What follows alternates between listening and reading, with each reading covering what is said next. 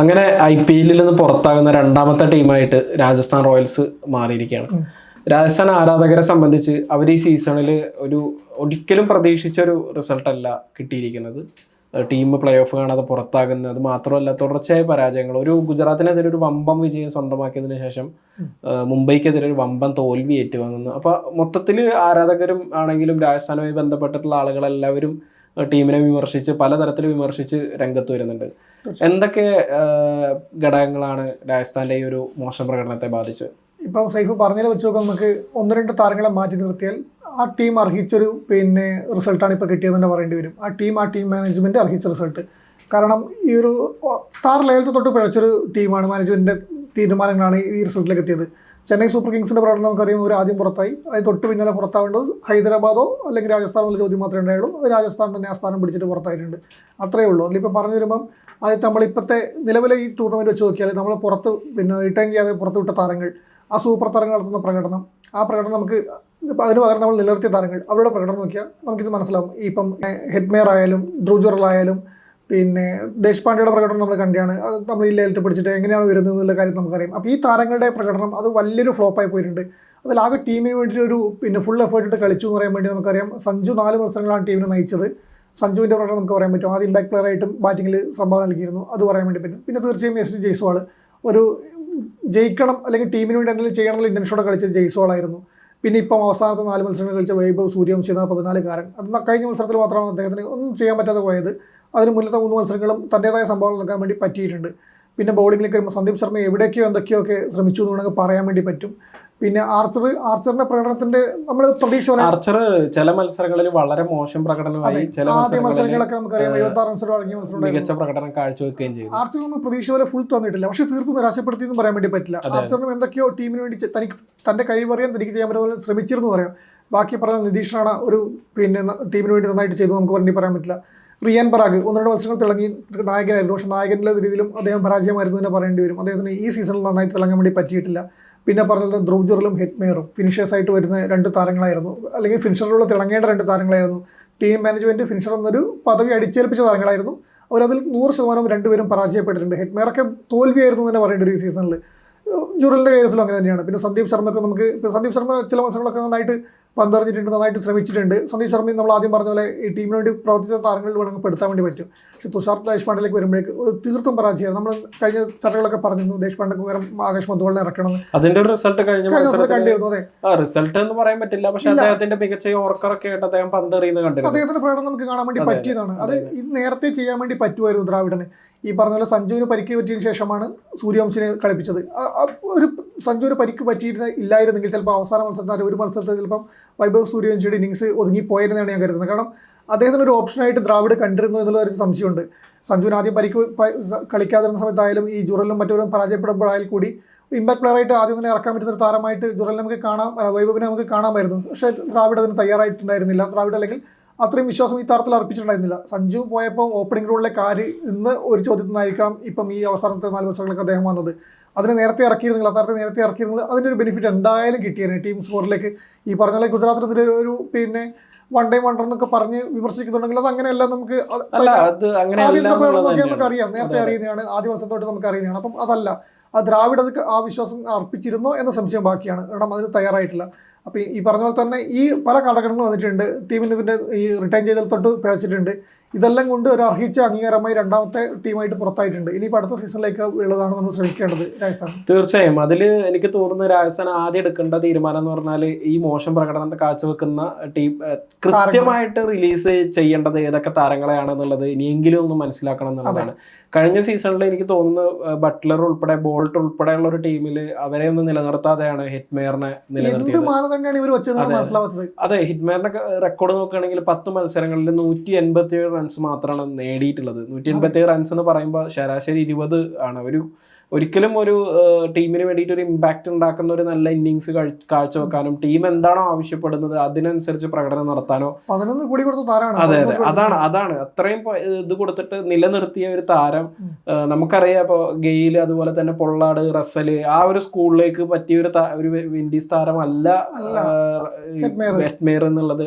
ഇപ്പോഴെങ്കിലും മുൻ സീസണിലൊക്കെ അദ്ദേഹം പിന്നെ ഈ പറഞ്ഞ വൺ ഡേ വണ്ടർ എന്നൊക്കെ പറയാൻ പറ്റുന്നതിൽ അദ്ദേഹം കളിച്ചിട്ടുണ്ട്. പിന്നെ നന്നായിട്ട് സ്ട്രൈക്ക് റേറ്റ് ഉയർത്തിയിട്ടുണ്ട്. പക്ഷെ അതൊക്കെ ആ സീസണിലും ബാക്കിയുള്ള മത്സരങ്ങളും നോക്കി അറിയാം. അത് ആ പിച്ചിനനുസരിച്ച് വരുന്നതായിരുന്നു. അല്ലാതെ ഈ പറഞ്ഞ റസലോ അല്ലെങ്കിൽ ഗെയിലോ ആയിട്ടൊന്നും കമ്പയർ ചെയ്യാൻ പറ്റുന്ന താരമല്ല. അത് 100% പക്ഷെ ദ്രാവിഡനാണ്, ആർക്കാണ്, എവിടെയാണ് മനസ്സിലാകാത്തതെന്നുള്ളൊരു പ്രശ്നമാണ് ഇപ്പം കാണുന്നത്. തീർച്ചയായും എനിക്ക് തോന്നുന്നത് ഹെറ്റ്മെയർ മാറ്റിയിട്ട് ഒരു നല്ല വിദേശ ഫിനിഷറെ കൊണ്ടുവരുന്നത്.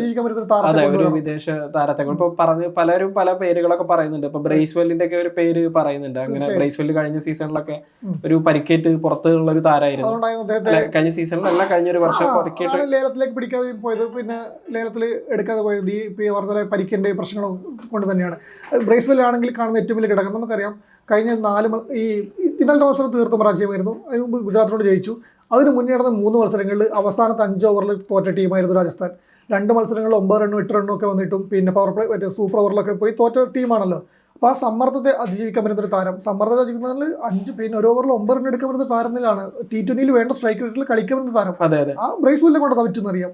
ബ്രേസ്വെൽ എന്നല്ല, ഇപ്പോൾ ഏത് താരം വന്നാൽ നമുക്ക് ഇതാണ്. ഹെറ്റ്മെയറിനെ കൊണ്ടത് പറ്റില്ല. അത് ഇനിയെങ്കിലും മനസ്സിലാക്കണം. അല്ല, എനിക്ക് തോന്നുന്നത് ബ്രേസ്വെല്ല് കഴിഞ്ഞ ഒരു വർഷം പരിക്കേറ്റ് പുറത്തായ പരിക്ക് ഉണ്ടായിരുന്നു. അതുകൊണ്ടൊക്കെ ആയിരിക്കാം ഇത് അദ്ദേഹം അൺസോൾഡ് ആയത്. അല്ലെങ്കിൽ ഏതെങ്കിലും ഒരു ടീം എടുക്കാൻ സാധ്യതയുള്ള ഒരു താരം തന്നെയാണ്. അങ്ങനെയാണെങ്കിൽ ഹെറ്റ്മെയറിനെ പുറത്താക്കിയിട്ട് ബ്രേസ്വെല്ലെന്നല്ല, ഒരു നല്ല ഒരു വിദേശ താരത്തെ, ഒരു വിദേശ ഫിനിഷറെ കൊണ്ടുവരുന്നത്, അതായത് മിഡിൽ ഓർഡറിൽ കളിക്കാൻ പറ്റുന്ന ഒരു പ്ലെയറെ എന്തായാലും രാജസ്ഥാൻ ആവശ്യമുണ്ട്.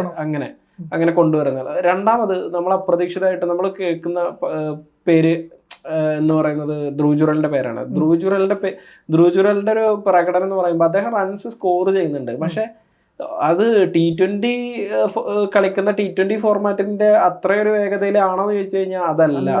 റൺസ് മാത്രം സ്കോർ ചെയ്തിട്ട് ഒരു T20 ജയിക്കാൻ എന്തായാലും പറ്റില്ല. മികച്ച സ്ട്രൈക്ക് റേറ്റിൽ ജയിക്കണം. അതില് ഇപ്പൊ ഇനിയുള്ള മത്സരങ്ങൾ നമ്മൾ കണ്ടറിയേണ്ടത് ധ്രുവ് ജുറലിന് പകരം കുനാൽ സിംഗ് റാത്തോറിനെ കളിപ്പിക്കാൻ സാധ്യത ഉണ്ടോ എന്നുള്ളതാണ്. അതെ, ഇപ്പൊ കഴിഞ്ഞ മത്സരത്തിന്റെ മുമ്പ് നമ്മൾ നടത്തിയ ഒരു ചർച്ച ഇതിലകത്ത് നമ്മൾ പറഞ്ഞിരുന്നു. അതായത് ഇവർക്ക് ദേശ്പാണ്ഡെക്ക് പകരം ഈ ആകാശ് മദ്വാളിനെയും അതുപോലെ തന്നെ കുനാൽ സിംഗ് റാത്തോറിനെയും കൊണ്ടുവരണം എന്നുള്ളത്. അത് ഇതുവരെ ചെയ്തിട്ടില്ല. മദ്വാളിനെ കൊണ്ടുവന്നു. മദ്വാൾ എനിക്ക് തോന്നുന്നു കഴിഞ്ഞ 2 സീസണായിട്ട് മുംബൈക്ക് വേണ്ടി കളിക്കുന്നതാരാണ്, വിക്കറ്റ് വീഴ്ത്തുന്നുണ്ട്. ആ ഒരു താരത്തിനെയാണ് ഇത്രയും ദിവസം ഉപയോഗിക്കാതെ വെച്ചെന്നുള്ളത്. ഇപ്പൊ ദേശ്പാണ്ഡെ നമുക്കറിയാം പരാജയം എന്ന് പറയാൻ പറ്റില്ല. ദ്രാവിഡ് ഇവരൊക്കെ പിന്നെ ടീമിലെടുത്തിട്ട് മറ്റു ടീമുകൾ എന്തായാലും ഉപയോഗിക്കണ്ടല്ല. നമ്മളെ അപകടമൊന്നും വരില്ലല്ലോ. നമ്മുടെ ടീമിലുണ്ടല്ലോ വെച്ചിട്ട് അവിടെ മാറ്റി നിർത്തുകയാണ് തോന്നുന്നത്, സേവ് ചെയ്ത് വെക്കണം. എന്തിനാണെന്ന് മനസ്സിലാവുന്നില്ല. മത്സരം ഒരു ടൂർണമെന്റിൽ നിന്ന് പുറത്താവുന്നതാകുമ്പോഴും ഈ താരങ്ങളെ ഒന്ന് വെച്ചിട്ട് എന്തിനാ മുന്നോട്ട് കൊണ്ടുപോകുന്നതെന്ന് പറയാൻ പറ്റില്ല. ഈ റിയാൻ പരാഗിനൊക്കെ നമുക്കറിയാം. പിന്നെ 18 മുതൽ എനിക്കൊന്ന് 18 മുതൽ അദ്ദേഹം കളിക്കുന്നുണ്ട്. 18 സീസണിലോട്ട് കളിക്കുന്നുണ്ടെന്ന് തോന്നുന്നത്. കഴിഞ്ഞ സീസണിൽ മാത്രമാണ് അദ്ദേഹം ടോപ്പ് സ്കോർ ആയിട്ട് മികച്ച പ്രകടനം പുറത്തെടുത്തത്. അതിന് മുന്നേ പലപ്പോഴും പരാഗിനെ പുറത്താക്കും എന്നുള്ള ഇങ്ങനെ വിമർശനം ഉയർന്നിരുന്നു. അതൊന്നും ഇതാക്കിയില്ല. പക്ഷേ കഴിഞ്ഞ സീസണിൽ അത് പ്രൂവ് ചെയ്തു. അദ്ദേഹം പറ്റിയ താരമാണെന്ന് പറഞ്ഞു. അതുപോലെ ഏതെങ്കിലും ഒരു സീസണിന് വേണ്ടിയിട്ടാണ് ധ്രുവ് ജുറലിനെയും ഹെറ്റ്മെയറിനൊക്കെ കൊണ്ടു നടക്കുന്നതിലുള്ള സംശയം വരുന്നത്. ഈ പറഞ്ഞ അടുത്ത സീസണിലും ഹെറ്റ്മെയർ കളിക്കാൻ സാധ്യത കൂടുതലാണ് ഈ രാജസ്ഥാന്റെ ടീമിൽ. അല്ല, ഇപ്പൊ നമ്മൾ ധ്രുവ് ജുറലിന്റെ ഒരു ബാറ്റിംഗ് ഇതിലേക്ക് നോക്കുകയാണെങ്കിൽ T20 അത് നോക്കുകയാണെങ്കിൽ 43 മത്സരങ്ങളിൽ നിന്ന് 700 റൺസാണ് അദ്ദേഹം നേടിയിട്ടുള്ളത്. ശരാശരി വെറും 23 മാത്രമല്ല സ്ട്രൈക്ക് റേറ്റ് 136. അതെ, ഇതുവരെയുള്ള മൊത്തം T20 മത്സരങ്ങൾ അത് വെച്ച് നോക്കുകയാണെങ്കിൽ എനിക്ക് തോന്നുന്നത് ധ്രുവ് ജുറല് ഒരു നല്ല T20 ബാറ്റർ അല്ല എന്നുള്ളത് തന്നെയാണ്. അത് ആ കാര്യം കൃത്യമായിട്ട് എനിക്ക് തോന്നുന്നത് അത് ഇനി മനസ്സിലാക്കാത്ത ഒരു ആളുകൾ എന്ന് പറയുന്നത് രാജസ്ഥാൻ റോയൽസിന്റെ മാനേജ്മെന്റ് ആണെന്നുള്ളതാണ്. പിന്നെ അവിടെ പറയുന്ന ഒരു പേര് ഇപ്പോൾ പലരും സജസ്റ്റ് ചെയ്യുന്ന അല്ലെങ്കിൽ പല വിദഗ്ധരും പറയുന്ന ഒരു പേര് എന്ന് പറയുന്നത് ജുറലിന് പകരം ഉർവിൽ പട്ടേൽ എന്ന് പറയുന്ന ഒരു താരത്തെ കൊണ്ടുവരണം എന്നുള്ളതാണ്. അദ്ദേഹം 47 ഇന്നിങ്സുകളിൽ നിന്ന് T20 ഇന്നിങ്സിൽ നിന്ന് 1162 റൺസ് നേടിയിട്ടുണ്ട്. 170-ലധികമാണ് സ്ട്രൈക്ക് റേറ്റ്. അത് മാത്രമല്ല സെയ്ദ് മുഷ്താഖ് അലി ട്രോഫിയിൽ അദ്ദേഹം ഒരു കിടിലൻ സെഞ്ചുറി, ഒരു വെടിക്കെട്ട് സെഞ്ചുറിയും നേടിയിട്ടുണ്ട് എന്നുള്ളതാണ്. ആഭ്യന്തര ക്രിക്കറ്റിൽ കഴിവ് തെളിയിച്ച ഒരുപാട് താരങ്ങൾ അവിടെ ഇരിക്കെ വീണ്ടും ഈ പറയുന്ന T20 ക്രിക്കറ്റിന് അനുയോജ്യമല്ലാത്തൊരു ഗെയിം കളിച്ചുകൊണ്ടിരിക്കുന്ന ധ്രുവ ജുറലിനെ നിലനിർത്തേണ്ട ഒരു ബാധ്യത രാജസ്ഥാന് ഇല്ല. എനിക്ക് തോന്നുന്നത് അടുത്ത സീസണിന് മുന്നേ അത്തരം ഒരു നടപടി ഉണ്ടാകാനാണ് സാധ്യത എന്നുള്ള കാര്യത്തിൽ നടപടികൾ തന്നെയാണ്.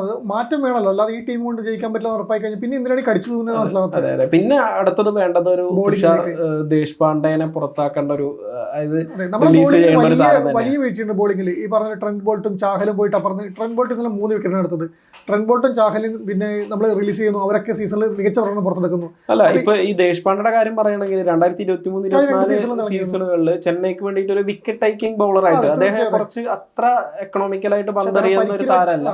പക്ഷെ പരിക്കേറ്റതിന് ശേഷം അദ്ദേഹത്തിന്റെ കയ്യിൽ നിന്ന് ആ ഒരു അദ്ദേഹത്തിന്റെ ടീമിൽ എടുത്തതിനെ കുറിച്ചൊരു വിമർശനം ആരും ഇതുവരെ ഒന്നിച്ച് കണ്ടിട്ടില്ല. നമ്മൾ ഈ പറഞ്ഞ മറ്റൊരു നിലനിർത്തിയതിനെ പോലെ അല്ല, ഇവരെ പിന്നെ വിട്ടുകളഞ്ഞതിനെ ബട്ട്ലറെ മറ്റവരെ വിട്ടുകളഞ്ഞതിൽ പറയും പോലെ അല്ല ഈ ദേശ്പാണ്ഡെ ടീമിലെടുത്തതിന് ആരും വിമർശിക്കുന്നില്ല. കാരണം ദേശ്പാണ്ഡെ കഴിഞ്ഞ 2 സീസണിൽ തിളങ്ങിയിരുന്നു. ഈ ബോൾട്ടിനൊക്കെ പകരമാണോ എന്നറിയില്ലെങ്കിൽ കൂടി ഈ ടീമിനൊരു സ്ക്വാഡിന് ശക്തി വരുന്ന താരമായിരുന്നു. പക്ഷെ അദ്ദേഹത്തിന് തിളങ്ങാൻ പറ്റുന്നില്ല എന്നത് ഈ ആദ്യത്തെ 8 മത്സരം കഴിഞ്ഞിട്ട് മനസ്സിലാക്കാൻ പറ്റിയില്ലേ എന്നാണ് ചോദ്യം. ആദ്യത്തെ 5 മത്സരം പരീക്ഷിച്ചിട്ട് പിന്നെ മധുവാൾ അവിടെ ഉണ്ട്, താരം റിസർവ് വെച്ച് താരം ഉണ്ടാകുമ്പോൾ എന്തുകൊണ്ട് അതിനിടയിൽ യുദ്ധ്വീർ സിംഗിന് ഒരു അവസരം കൊടുത്തു, അദ്ദേഹവും പരാജയപ്പെട്ട് എന്നുള്ളതാണ്. മധുവാൾ ഇന്നലെ കൊടുക്കുന്നത്, ലാസ്റ്റ് മത്സരമാണ് കൊടുക്കുന്നത്. അതാണ് ആകാശ് മധുവാൾ. അല്ല എനിക്ക് തോന്നുന്നു ഇപ്പൊ കഴിഞ്ഞ 2 സീസണുകളിൽ IPL കളിച്ച ഒരു താരത്തിന് എന്തുകൊണ്ട് അവസരം കൊടുക്കാതിരുന്നുള്ളതാണ്. ഇപ്പൊ അദ്ദേഹം വിക്കറ്റും വീഴ്ത്തിയിട്ടുണ്ട്, മുംബൈ ഇന്ത്യൻസിന് വേണ്ടി കളിച്ച വിക്കറ്റ്. ചെന്നൈക്ക് കളിച്ച പോലെ തന്നെ ആകാശ് മധുവാൾ മുംബൈ കളിച്ചിട്ടുണ്ട്. അപ്പൊ പിന്നെ അത് പരീക്ഷിക്കായിരുന്നല്ലോ, മത്സരത്തിന് റൊട്ടേറ്റ് ചെയ്ത് ഉപയോഗിക്കുന്നതിന് കുഴപ്പമുണ്ടായിരുന്നു. അതെ, ഈ പ്രത്യേകിച്ച് ആദ്യ മത്സരങ്ങളിലൊക്കെ ഒരു മോശം അവസ്ഥയിലേക്ക് ടീം പോകുമ്പോ അപ്പൊ ആ ഒരു സാഹചര്യത്തിൽ പോലും പരീക്ഷിച്ചില്ല എന്നതാണ്.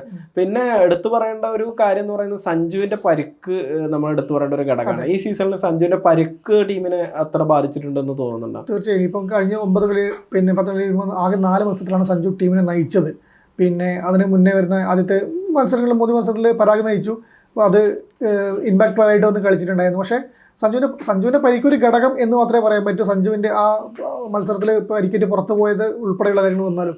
പക്ഷെ അതിനേക്കാളും പറയേണ്ടത് നമുക്ക് ഇത് തന്നെയാണ്. ഈ മാറ്റ താരങ്ങളുടെ വൈഭവ് സൂര്യവംശിനെ പോലുള്ള താരങ്ങളെ റിസർവ് ചെയ്ത് അവിടെ വെച്ച് കളിപ്പിച്ചില്ല, ഈ താരങ്ങളെ വിട്ടുകളഞ്ഞു, ബെഞ്ചിൽ താരങ്ങളുണ്ടായിട്ടും എടുത്തില്ല. ഇതൊക്കെയാണ് നമ്മൾ കാരണങ്ങളുണ്ട്. സഞ്ജുവിന്റെ പരിക്കൊരു ഘടകമാണെന്നുള്ള സംശയം. പക്ഷെ അത് ഒരു ഘടകം മാത്രമാണ്. ഒരു ടീം ഒരു താരത്തിനെ ആശ്രയിച്ച് മാത്രം മുന്നോട്ട് പോകാമല്ലോ. അത് നായകനല്ല, ഏത് സൂപ്പർ താരമായാലും ഒരു നായകനെ വെച്ചിട്ട് ഒരു ടീമിനും IPL ഇപ്പോൾ ഒന്നും ചെയ്യാൻ പറ്റില്ല, അത് ഉറപ്പാണ്. അതും ഒരു സ്പെഷ്യലിസ്റ്റ് ബാറ്റർ ആയിട്ടുള്ള ഒരു വിക്കറ്റ് കീപ്പർ ബാറ്റർ വെച്ചിട്ട് ഇവരെന്തായാലും സഞ്ജുവിനെ വെച്ചിട്ട് കപ്പടിക്കാനല്ലോ നിൽക്കുന്നത്. പക്ഷെ അതിന് ബാറ്റുള്ള ഘടകങ്ങൾക്ക് എല്ലാം ഒരുപോലെ പരാജയപ്പെട്ടു എന്നല്ലാണ് പ്രശ്നം വന്നത്. തീർച്ചയായും. ഏറ്റവും ചുരുക്കി പറഞ്ഞു കഴിഞ്ഞാൽ ലേലം അല്ല, ലേലത്തിന് മുമ്പുള്ള റിറ്റൻഷൻ സ്ട്രാറ്റജി മുതൽ അവിടെ നിന്ന് ഇങ്ങോട്ട് ടീമിന് കൃത്യമായി പഴച്ചിട്ടുണ്ട്. ലേലം കഴിഞ്ഞപ്പോഴും ടീമിനെ കുറിച്ചിട്ട് പല ആളുകളും പറഞ്ഞൊരു വിലയിരുത്തലുകൾ ഉണ്ടായിരുന്നു. 101 കോടി പൈസ മണി ഉണ്ടായിരുന്നു. അവിടെ നിന്നാണ് 79 കോടി നടത്തിയിട്ട് ഈ ബട്ട്ലറൊക്കെ വിട്ടുകളഞ്ഞിട്ട് ഈ താരങ്ങളെ ഹെഡ്മേറിനെയും പിന്നെ ജുറലിനെയും സന്ദീപ് ശർമ്മനെയും ജയ്സോളിനെയും നിലനിർത്തിയ ചിലപ്പോൾ അവർ വിട്ടുകളഞ്ഞാണ്. ഈ പറഞ്ഞാൽ ഈ താരങ്ങളെ നിർത്തിയത് അതിൽ പിഴച്ചു എന്നുള്ള യാതൊരു സംശയവുമില്ല. ബട്ട്ലർ എന്ത് കണ്ടിട്ടാണ് ഇവർ വിട്ടുകളഞ്ഞെന്നുള്ള ചോദ്യത്തിന് ഇപ്പോൾ ഉത്തരമില്ല. അത് ഹെഡ്മേറും ബട്ട്ലർ 2 ഓവർസീസ് താരങ്ങൾ വെച്ച് നോക്കുമ്പോൾ അത് എന്തിനായിരുന്നു? ബോൾട്ടിനെയും ചാഹലിനെയും വിട്ടുകളയുന്നു. അത് ലേലത്തിൽ ബോൾട്ടിനെയൊക്കെ ലേലത്തിൽ പിടിക്കാൻ പറ്റുന്നത് ആരെങ്കിലും വിചാരിക്കുമോ? ബട്ട്ലറെ പോലെ താരങ്ങളൊക്കെ ലേലത്തിൽ കിട്ടുന്നു. ഇത് എന്ത് കണ്ടിട്ടാണ് ഇവർ വിട്ടതെന്ന് മനസ്സിലാവാത്തത്. തീർച്ചയായും. എന്തായാലും ഇതിന്റെ പിന്നിലുള്ള കാര്യങ്ങൾ പല റീസൺസും ഉണ്ടാവും. ഓരോ ടീമിന്റെ ഒരു സ്ട്രാറ്റജി ഒക്കെ സെറ്റ് ചെയ്യുന്നത് അതിന്റെ സ്ട്രാറ്റജി കാണുന്നില്ല. അല്ല, ഈ സ്ട്രാറ്റജിസ്റ്റുകളൊക്കെ എടുക്കുന്ന ഒരു തീരുമാനമായിരിക്കും. അതെന്തായാലും പാള്. ഇപ്പൊ ചെന്നൈയുടെ കാര്യം പറയണമെങ്കിൽ അത് അങ്ങനെ തന്നെയാണ് പാളിയിട്ടുള്ളത്. കാരണം ചെന്നൈ സ്ട്രാറ്റജിസ്റ്റുകളൊക്കെ ഇതിന്റെ മുമ്പൊക്കെ വിചാരിച്ചിട്ടുണ്ടാവുക ഞങ്ങളുടെ അടുത്തേക്കുന്നത് ഏറ്റവും മികച്ച ടീമിനെയാണെന്നുള്ളതാണ്. പക്ഷെ പിന്നീട് താരങ്ങളുടെ പ്രകടനം ഇതൊക്കെ വരുമ്പോഴാണല്ലോ ഇത് മനസ്സിലാവുന്നത്. നമുക്കറിയാം, ലേലം കഴിഞ്ഞപ്പോൾ തന്നെ എല്ലാവരും സഞ്ജുവിന് മലയാളി താരങ്ങൾ ഏറ്റവും കൂടുതൽ ആരാധകർ ഏറ്റവും കൂടുതൽ നോക്കുന്ന ടീമാണല്ലോ രാജസ്ഥാൻ. സഞ്ജുവിന് ഇപ്രാവശ്യം സാധ്യതകൾ കുറവാണെന്ന് നടന്ന വിലയിരുത്തൽ വന്നു. പിന്നെ നമ്മൾ പ്രതീക്ഷിക്കണം മനസ്സുകൊണ്ട് ടീം നേരിട്ടെ. പക്ഷേ നമുക്കറിയായിരുന്നു ഇതിന്റെ സ്ട്രെങ്ത് എത്രത്തോളം വരും. പിന്നെ ഒരു കാര്യം ചെന്നൈ സ്ഥിരമായി ചെയ്യാത്തൊരു കാര്യം ചെയ്തത് എന്താന്ന് വെച്ച് കഴിഞ്ഞാൽ എല്ലാവർക്കും അവസരം കൊടുത്തു. അത്രയും ടീം സെറ്റാക്കാൻ വേണ്ടി കുറെ താരങ്ങൾക്ക്. പിന്നെ അതിന്റെ ഇടയിൽ 2 ഇഞ്ചുറി റീപ്ലേസ്മെന്റും കൂടി വന്നതോട് കൂടിയിട്ട് ഒരു ചെന്നൈക്ക് ഒരു ടീമിന്റെ ഒരു മെച്ചപ്പെട്ട ഒരു ഇതിലേക്ക് മാറാൻ പറ്റിയിരുന്നു. അതായത് ഇപ്പോൾ ഒരു താരങ്ങൾ വന്നിരുന്നു, ഇപ്പൊ രവിസിനെ പോലെ മാത്രനെ പോലുള്ള താരങ്ങൾ വന്നിരുന്നു. അതൊരു ഇഞ്ചുറി റീപ്ലേസ്മെന്റ് ഒക്കെ ആയിട്ട് വന്നതായിരുന്നു. പക്ഷെ രാജസ്ഥാനെ സംബന്ധിച്ച് അത്തരത്തില് ഈ പറയുന്ന ആകാശ് മധുവാളിന് അവസാനമാണ് ഇപ്പൊ അവസരം കൊടുത്തത്. വൈഭവ് സൂര്യവംശിക്ക് നേരത്തെ അവസരം കൊടുത്തിട്ട് പരീക്ഷിക്കായിരുന്നു, ഓപ്പണിംഗിൽ പരീക്ഷണം നടത്താമായിരുന്നു. പക്ഷെ അത് ചെയ്തിട്ടില്ല. അങ്ങനെ പറഞ്ഞ വൈഭവും ജയ്സോളും ഇറങ്ങുന്നു, 1 ഡൗണിൽ സഞ്ജു ഇറങ്ങുന്നു, അങ്ങനെ നോക്കായിരുന്നു ചാൻസ് ഉണ്ടായിരുന്നു. സഞ്ജു കഴിഞ്ഞ വർഷം ബട്ട്ലർ 2 ഉണ്ടാവുമ്പോൾ 3 ഉണ്ടായപ്പോൾ അങ്ങനെ കളിക്കായിരുന്നു. ഇപ്പൊ അതില്ല. പിന്നെ നിതീഷ് റാണ വന്നിട്ട് അധികം ചെയ്യാൻ പറ്റുന്നില്ല. പരാഗ് വരുന്നു, പരാജയപ്പെടുന്നു, ജുറൽ വന്ന് കയറി പോകുന്നു, ഹെറ്റ്മേർ വരുന്നു പോകുന്നു. ഈ ഒരു അവസ്ഥയിലേക്കും ഇതൊക്കെ ചെയ്യായിരുന്നു ടീമിൽ. അതെ, ഹെറ്റ്മേർ വരുന്നു, പക്ഷെ ഹിറ്റ് മാത്രം നടക്കുന്നില്ല. എന്തിനാണെന്നാണ് മനസ്സിലാവാത്തത്. അതെ, എന്തായാലും രാജസ്ഥാനെ സംബന്ധിച്ച് ഇനിയിപ്പോഴുള്ള ഒരു കാലം എന്ന് പറയുന്നത്, ഇനിയുള്ള മത്സരങ്ങൾ എന്ന് പറയുന്നത് അത്ര പ്രാധാന്യമുള്ള മത്സരങ്ങളല്ല. പക്ഷെ മറ്റുള്ള ടീമുകളുടെയൊക്കെ ഫലത്തിനെയും പ്ലേ ഓഫിനെയൊക്കെ ആശ്രയിക്കാൻ ആ രീതിയിലൊക്കെ ഉള്ള മത്സരങ്ങൾ 3 മത്സരങ്ങളായിരിക്കും ഇനി ബാക്കിയുള്ളത്. അപ്പോൾ വരും സീസണിലേക്ക് ഒരു മികച്ച ടീമിനെ സെറ്റ് ചെയ്ത് എടുക്കാൻ വേണ്ടിയിട്ട് തന്നെ ആയിരിക്കും ഇനി ടീം ലക്ഷ്യം വിടുന്നത്. അങ്ങനെ അടുത്ത സീസണിൽ ഒരു മികച്ച ടീമുമായിട്ട് ശക്തമായി തിരിച്ചു വരാൻ രാജസ്ഥാൻ റോയൽസിന് കഴിയട്ടെ എന്ന് നമുക്ക് ആശംസിക്കാം.